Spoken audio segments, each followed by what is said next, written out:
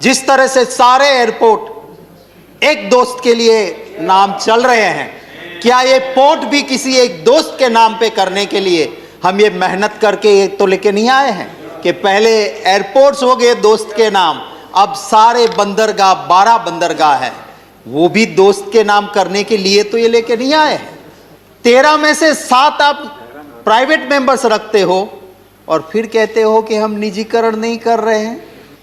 ये बंदरगाह 12 महाबंदरगाह हमने जो खड़े किए हैं, 12 मेजर पोर्ट्स, वो किसी एक सरकार की अस्कियामत नहीं है, इस देश की प्रॉपर्टी है, नेशनल प्रॉपर्टी है और उसको संभालना हम सब की जिम्मेवारी है। ये देश की संपदा को संभाल के रखना है, उसकी चिंता करनी होगी। और जब कानून ऐसा आएगा, उस कानून में आप इतनी खिड़कियां रखोगे कि जहां से बड़े बड़े लोग आके आपको तो थोड़ा बहुत फायदा दे देंगे, पर आपका बंदरगाह कल आपका नहीं होगा। आज हम जाते हैं ना एयरपोर्ट पे, जहां पहले इस देश का, उस शहर का, महान हस्ती का नाम रहता था, आज आपके दोस्त का नाम का एयरपोर्ट हो गया है। एक मॉडल गुजरात का था महात्मा गांधी जी वाला, बहुत अच्छा मॉडल रहा, पूरी दुनिया ने उसे एडेप्ट किया। एक 2002 के बाद का भी गुजरात मॉडल आया है, ये उसी मॉडल की एक कॉपी है। इसमें क्या होता है कि अलग से कुछ कर दो, एक क्लॉज में सरकार के पास पावर रखो, कंट्रोलर एंड ऑडिटर जनरल का लिमिटेशंस कर दो और फिर मनमानी करते रहो। और कल को कुछ होता है तो मैंने कहाँ किया था, वो तो उस बोर्ड ने किया है, उसको तो मैंने स्वायत्त बना दिया था, ये अधिकार तो उनके थे। ये उसी मॉडल को आज यहां इंप्लीमेंट करने जा रहे हैं।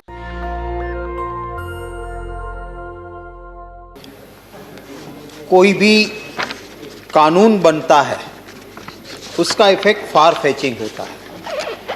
कोई हाउस में बोल दिया, कोई क्वेश्चन आर हो गया, उसका इतना इम्पैक्ट नहीं टिकता है जितना कानून का टिकता है। और मैं आपके ज़रिए ज़रूर ये कहना चाहता हूँ कि माननीय मंत्री जी जो बिल को लेके आए हैं,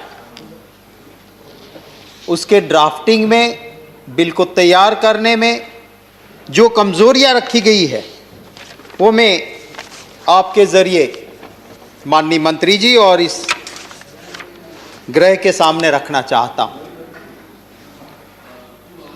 एयरपोर्ट अथॉरिटी विधेयक, इसकी तैयारी करते वक्त मुझे लगता है कि या तो जो ड्राफ्ट तैयार करने में गंभीरता होनी चाहिए, जो सीरियसनेस, जो थिंकिंग होनी चाहिए, जो तैयारियां होनी चाहिए, उसमें काफ़ी कुछ कमज़ोरियां रही है। या फिर हम कुछ जानबूझ के ऐसा करना चाहते हैं कि जिससे नाम तो हम दे देंगे, कॉम्पीट करना है, पर कॉम्पीट नहीं करना है, कॉम्प्रोमाइज करना है, किसी न किसी को दे देना है। इसके लिए क्या ये कमजोरी हमने छोड़ी है? जिस तरह से सारे एयरपोर्ट एक दोस्त के लिए नाम चल रहे हैं, क्या ये पोर्ट भी किसी एक दोस्त के नाम पे करने के लिए हम ये मेहनत करके ये तो लेके नहीं आए हैं कि पहले एयरपोर्ट्स हो गए दोस्त के नाम, अब सारे बंदरगाह 12 बंदरगाह है वो भी दोस्त के नाम करने के लिए तो ये लेके नहीं आए हैं। मैं उपसभापति महोदय जी, आपके जरिए जो ड्राफ्ट में कुछ कमियां हैं वो पहले सामने रखना चाहता हूं। सेक्शन 3, इसमें इन्होंने कहा एक बोर्ड बनेगा, जो बोर्ड में 13 सदस्य होंगे। Out of this 13 members, 7 members are private members. 13 में से 7 आप प्राइवेट मेंबर्स रखते हो और फिर कहते हो कि हम निजीकरण नहीं कर रहे हैं। आपकी बात पे विश्वास कहां से आएगा? आपने बोर्ड मेंबर्स निजीकरण के लिए रखे, आपने प्रावधान किया, पर कहीं पर भी उसका क्वालिफिकेशंस, आपने उसकी एक्सपर्टाइज, उसका एक्सपीरियंस ये नहीं रखा। होगा क्या कि 14 में से 7 माने more than 50% private members, no proper qualifications, फिर वो क्वालिफिकेशन क्या होगा रखने का? यस बॉस, यस मिनिस्टर करने वाले लोग वहां आ जाएंगे। आपको अगर कॉम्पीट करना है प्राइवेट से, तो आपके पोर्ट में एक्सपर्ट लाने के लिए आपके कानून में प्रावधान होना चाहिए। वो कानून में प्रावधान आपने नहीं रखा है। चेयरमैन और डेप्यूटी चेयरमैन,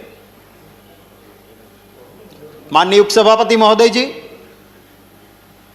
ये चेयरमैन और डेप्यूटी चेयरमैन जिसके पास पूरा अधिकार होगा वो इस बोर्ड को चलाएंगे। पूरी सत्ताएं उसमें निहित हो रही है।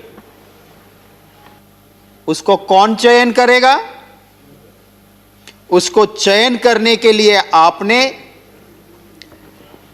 कहा है कि एक ऐसी सिलेक्शन कमेटी होगी, जो सिलेक्शन कमेटी आपको चेयरमैन और वाइस चेयरमैन का सजेशन देगी। अब ये महत्व की दो जगह को सिलेक्ट करने वाली जो सिलेक्शन कमेटी है, उसका कॉन्स्टिट्यूशन ही अनक्लियर है। आपकी सिलेक्शन कमेटी का कॉन्स्टिट्यूशन कहीं पर भी उसमें क्लैरिटी नहीं है कि कैसी वो कमेटी होगी। माननीय उपसभापति महोदय जी, ये रिप्रेजेंटेशन जो दिया गया है, ये जो मेजर पोर्ट्स है, 12 मेजर पोर्ट्स है, और ये मेजर पोर्ट्स के हाथ पांव और आत्मा अगर कोई है तो वहां मजदूरी करने वाले, वहां काम करने वाले कामदार हैं। आपने उसका प्रॉपर रिप्रेजेंटेशन नहीं दिया है। आपने कहा है वहां पे जो एम्प्लॉइज है उनके 2 लोग रहेंगे, और बिजनेस कम्युनिटी के आप कितने रख रहे हो? Why this disproportionate representation? जिन्होंने ये 12 बंदरगाह खड़ा किया है, उस कामदारों की आवाज को वहां बुलंद रखना, माननीय उपसभापति महोदय जी, मुझे लगता है कि बहुत जरूरी था। यहां पे जो इस बोर्ड के मेंबर होंगे, एक क्लॉज डाली है सरकार ने इसमें, the restriction period for those who are on the board, वही लोग फिर एम्प्लॉय बन के बोर्ड के मेंबर का कार्यकाल खत्म होने के बाद न बने, उसके लिए आपने रिस्ट्रिक्शन रखा। कितना रिस्ट्रिक्शन रखा? जस्ट फॉर 1 ईयर, 1 साल। माने आज मैं बोर्ड का मेंबर हूं और ये तो साहब बड़े बड़े मगरमच्छ है, उसको कुछ फायदा करवा दिया और 1 साल के बाद मैंने जिसको फायदा करवाया है उसी कंपनी का मैं बड़ा मैनेजर बन के वहां से मजे जिंदगी भर करता रहूंगा। तो ये रिस्ट्रिक्शन 1 साल का क्या ठीक है? आपको ठीक लगता है क्या? माननीय उपसभापति महोदय जी, एक क्लैरिटी होनी चाहिए। Port related use and non port related use. मैंने पूरा बिल देखा, port related use and non port related use, कोई क्लैरिटी इसमें नहीं है। ये बंदरगाह, 12 महाबंदरगाह हमने जो खड़े किए हैं, 12 मेजर पोर्ट्स, वो किसी एक सरकार की अस्कियामत नहीं है। इस देश की प्रॉपर्टी है, नेशनल प्रॉपर्टी है, और उसको संभालना हम सब की जिम्मेवारी है। सरकारें आएगी, सरकारें जाएगी, दोस्तों को फायदा होगा नहीं होगा ये मत सोचो। ये देश की संपदा को संभाल के रखना है, उसकी चिंता करनी होगी। और जब कानून ऐसा आएगा, उस कानून में आप इतनी खिड़कियां रखोगे कि जहां से बड़े बड़े लोग आके आपको तो थोड़ा बहुत फायदा दे देंगे, पर आपका बंदरगाह कल आपका नहीं होगा। आज हम जाते हैं ना एयरपोर्ट पे, जहां पहले इस देश का, उस शहर का, महान हस्ती का नाम रहता था, आज आपके दोस्त का नाम का एयरपोर्ट हो गया है। उसी तरह ये 12 बंदरगाह की भी हालत इसी तरह की हो जाएगी, अगर हम इस कानून को ठीक से लाना चाहते हैं, इसके ड्राफ्ट को आपको ठीक करना होगा। आप इस बिल को स्टैंडिंग कमेटी को भेजिए। कम से कम आप बिल को, पहले गया था स्टैंडिंग कमेटी में, और वो स्टैंडिंग कमेटी में से आने से पहले वो लोकसभा भंग हो गई, इसलिए जो स्टैंडिंग कमेटी की भी रिकमेंडेशन थी आपने नहीं मानी है। ये मत समझो कि मुझे पता नहीं था कि स्टैंडिंग कमेटी में गया था, मैं सोच समझ के बोलता हूं। और वो उसके बाद, वो लैप्स होने के बाद आप जब बिल लेके आए, तो क्या आपकी ये जिम्मेवारी नहीं थी? माननीय उपसभापति महोदय जी बैठे बैठे कमेंट की, तो मैंने थोड़ा सा डायरेक्ट जवाब दिया, पर आपके थ्रू में ये कहना चाहता हूं कि उसी स्टैंडिंग कमेटी ने आपको कुछ सिफारिशें की थी, और उसी सिफारिश में ये भी कहा था स्टैंडिंग कमेटी ने कि port related use and non port related use, उसको ठीक से डिफाइन करो। क्या आपकी जिम्मेवारी नहीं है उसको सुनना? स्टैंडिंग कमेटी ने कहा कि आप एक क्लॉज रखते हो, your objects and reasons and one clause in the bill travelling totally in a different direction. आप कहते हो कि हम स्वायत्ता दे रहे हो, बट देन इसी कानून में एक क्लॉज रखते हो कि सरकार आपको डायरेक्शन देगी। माननीय उपसभापति महोदय जी,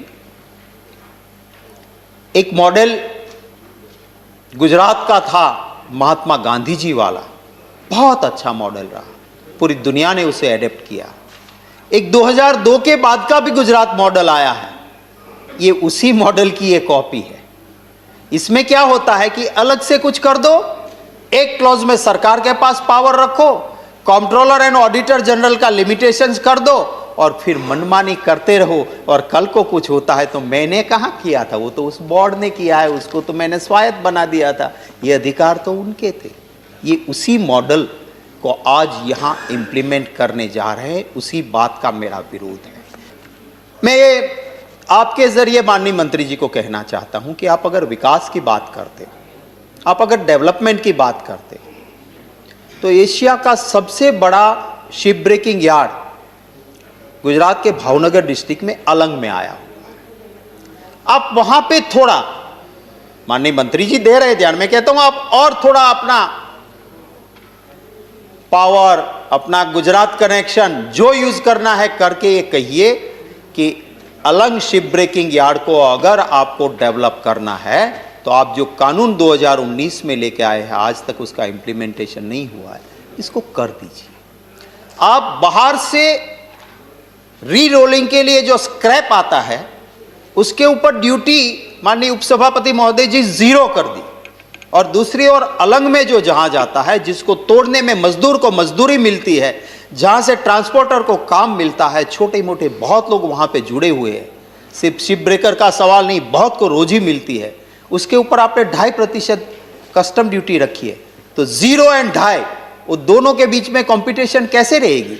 अगर आपने इंपोर्टेड स्क्रैप 0 कस्टम ड्यूटी की है, तो शिप ब्रेकिंग के अंदर शिप के ऊपर भी कस्टम ड्यूटी आपको 0 करनी होगी। आप कहते हो कि ये बोर्ड बनाने से बहुत फायदा हो जाएगा, कंपटीशन आ जाएगी। मैं आपके जरिए माननीय मंत्री जी को कहना चाहता हूं कि उसी अलंग शिप ब्रेकिंग यार्ड आज एक बोर्ड के नीचे है, उसके साथ काम करने वाले लोगों को जाके आप पूछिए कि इस बोर्ड से आप कितने खुश हो। इसके बजाय तो सरकार से पाला होता तो ज्यादा अच्छा होता, ये वो लोग, वहां के लोग कहेंगे। कल उन्हीं दोस्त के नाम हो जाने की ये चिंता सबको हो रही है, तो मैं ये कहना चाहता हूं कि देश का सबसे बड़ा समुद्र तट जो हमारे देश, दुनिया के 16वें नंबर के कंट्री पे भारत देश है, पर हमें ये भी नहीं भूलना चाहिए कि हमारी बॉर्डर पे पाकिस्तान आया हुआ है। 1660 किलोमीटर का समुद्र तट जो है वो गुजरात का है, पाकिस्तान से लगी हुई सीमा है। कंडला पोर्ट आपका, ये 12 बंदरगाह में से आने वाला भी इस कानून के जरिए इसी में आ जाएगा।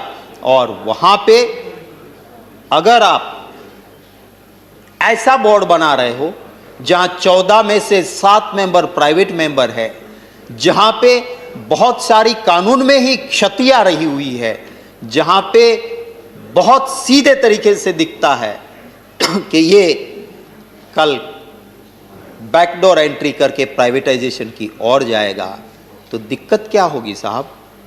दुश्मन देश सामने है। अगर आप 12 बड़े बंदरगाह में से कंडला भी जहां आता है पाकिस्तान की सरहद वाला, अगर उसको आप कमजोर करोगे, आप ऐसे कानून के जरिए उन हाथों में दे दोगे जो ताकतें देश की सुरक्षा की ज्यादा चिंता नहीं कर पाएगी। आपका मेंबर होगा, माइनॉरिटी मेंबर क्या करेगा बोर्ड में? Decision will be taken by majority and you will not be enjoying majority. आपका सुरक्षा का एक रिप्रेजेंटेटिव, आपका रेलवे का एक रिप्रेजेंटेटिव, आपका स्टेट का एक रिप्रेजेंटेटिव, वो अकेले अकेले क्या करेंगे वहां? ये इतने सालों तक जो 12 बंदरगाह हमारे हाथ में रहे हैं, वो अगर इसकी क्रेडिट किसी को जाती है तो ऐसे ही गृह में बैठने वाले, लोकसभा और राज्यसभा में बैठे हुए, हमारे से पहले बैठने वाले बहुत ही बुद्धिमान सांसदों ने जो कानून पारित किया था, आपको पुराना लगता है, आपको उसमें सेक्शंस ज्यादा लगती है, पर अगर दोनों को साथ साथ रख के कोई भी आदमी पढ़ेगा तो लगेगा कि आपके इस कानून के ड्राफ्ट से कहीं बेहतर कानून आज मौजूदा कानून है। हाँ, शायद उसमें यह कमी जरूर दिखेगी कि उस कानून की तहत किसी दोस्त को कुछ दे देना आसान नहीं है। अगर उसी के लिए ये कानून ला रहे हैं तो उसका तो कोई मतलब नहीं। मैं ये भी कहना चाहता हूं कि इस कानून के लाते वक्त अगर कम से कम माननीय मंत्री जी और सरकार, कंट्रोलर एंड ऑडिटर जनरल, जिन्होंने गुजरात के जहां पे सबसे बड़ा दरिया किनारा आया हुआ है, उनका ऑडिट करते हुए एक एक्सक्लूसिव रिपोर्ट फाइल की है, उसको भी अगर देखा गया होता माननीय उपसभापति महोदय जी, तो मुझे लगता है कि अच्छी मंशा के साथ ये कानून कभी भी नहीं आता। CAG is a constitutional independent authority, और उसने ये लिखा कि आपके जो बंदरगाह है उसके प्राइवेटाइजेशन की वजह से प्राइवेट पोर्ट की जेटियों पर आपके सुरक्षा के जहाज, आपकी सुरक्षा की बोट्स वहीं से ट्रैवलिंग में जाएगी, दुश्मन को पता चलेगा, और इसीलिए इसकी भी चिंता होनी चाहिए। मैं आपके जरिए आखिर में मंत्री जी से गुजारिश करूंगा कि आप इसको फिर से ड्राफ्ट करने के लिए भेजिए। भले ही पहले लोकसभा भंग होने से कमिटी के पास गया हुआ कानून जो गया था उसकी सिफारिशें आपने नहीं मानी हो, आज उसको देख लीजिए, फिर से ड्राफ्ट ठीक कीजिए। Front door, back door, window, कहीं से भी प्राइवेट आदमी घुसे इसकी बहुत संभावना है, इसको बंद कीजिए। आपकी वो खिड़कियां किसी दोस्त के नाम पे बंदरगाह न बन जाए, उसकी चिंता करते हुए अच्छे ड्राफ्ट के साथ आप आइए, हम भी समर्थन करेंगे। हम सिर्फ विरोध करने के लिए यहाँ नहीं बैठे हैं, राष्ट्र के हित में कुछ होता है। कांग्रेस पार्टी का इतिहास रहा है कि हम समर्थन भी देते हैं। धन्यवाद उपसभापति। दस्तक की आपसे गुजारिश है कि अगर इसको बचाना चाहते हैं तो नेशनल दस्तक को सब्सक्राइब करने के लिए रेड कलर के सब्सक्राइब बटन को दबाएं, फिर बेल आइकन की घंटी दबाएं। नेशनल दस्तक को बचाने के लिए बहुत जरूरी है कि हर खबर को शेयर करें, लाइक करें, कमेंट जरूर करें।